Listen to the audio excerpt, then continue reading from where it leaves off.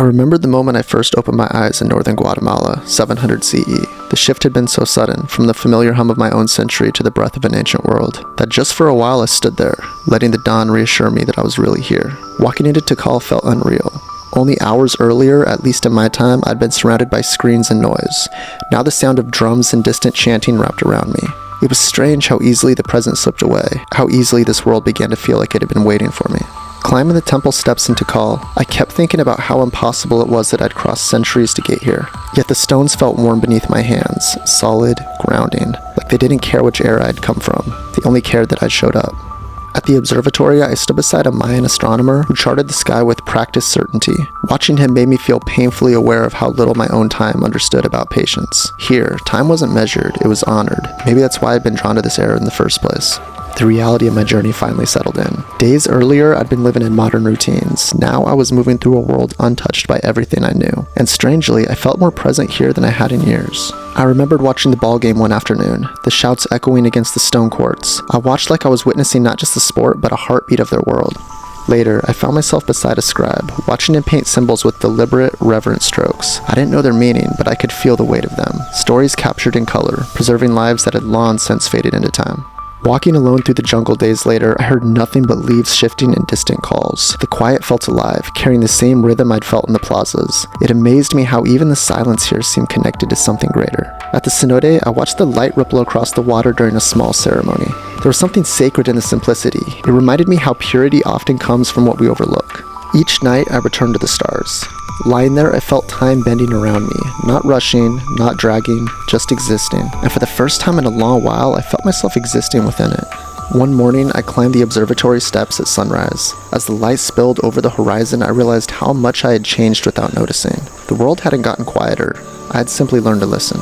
Watching the astronomer inscribe the sky into stone, I felt a strange comfort. The understanding of the heavens was both scientific and spiritual, a reminder that knowledge and wonder didn't have to be separate things. The next day, I found myself in a small hut, watching the weaver's hands move from a rhythm all their own. Thread by thread, she built something beautiful. I remember thinking how our lives weren't so different, woven slowly, patiently by the choices we make each day. Later on that day, wandering through the temple's shadowed corridors, I felt stories lingering in the quiet.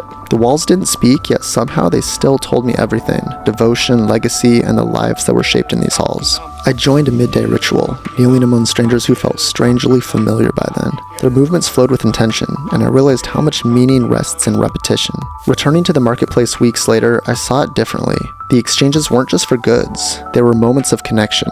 I wondered how many of these moments I'd let pass unnoticed in my own life. The ballgame took on a new glow. Torches flickered, casting long shadows as the players moved with focus and pride. Watching them, I felt the weight of tradition, how it anchored them.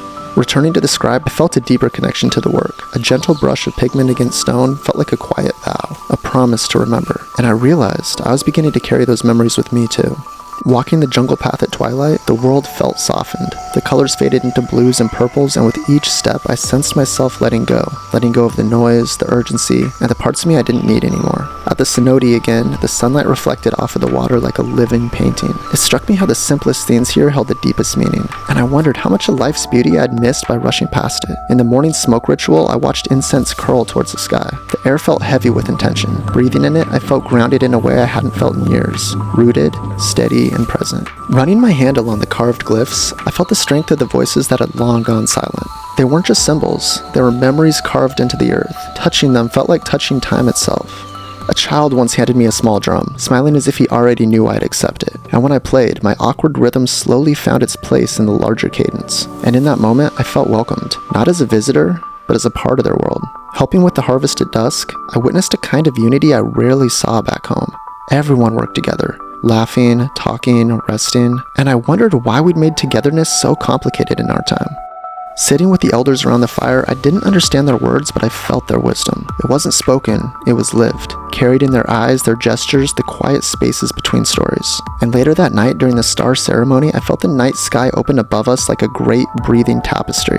It made me feel small, but not insignificant, just part of something much larger, something ancient and full of meaning.